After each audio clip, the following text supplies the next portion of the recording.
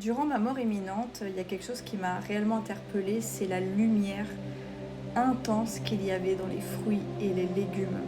Parce que oui, quand je suis sortie de mon corps, j'avais une coupelle de fruits et j'avais un bac à légumes.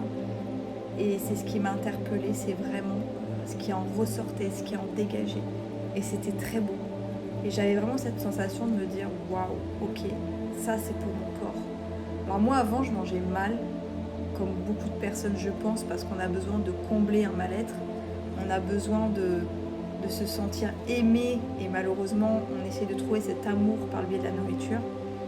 Mais quand j'ai vu en fait que tout était à ma disposition et que ça allait me remonter, et que j'allais retrouver beaucoup d'énergie, je me suis dit mais oui c'est ça en fait. Alors je dis pas qu'il faut manger que ça, mais en tous les cas votre assiette doit vraiment être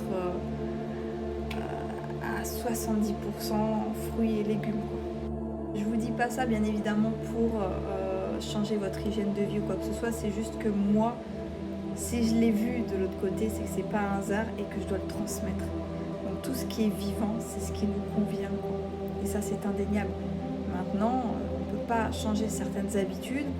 Il y a effectivement d'autres besoins et qu'on doit respecter, hein, parce que le corps, il parle. On a un instinct. Quand des fois on se rue sur quelque chose, c'est qu'on en a besoin. Et c'est ok, c'est ok.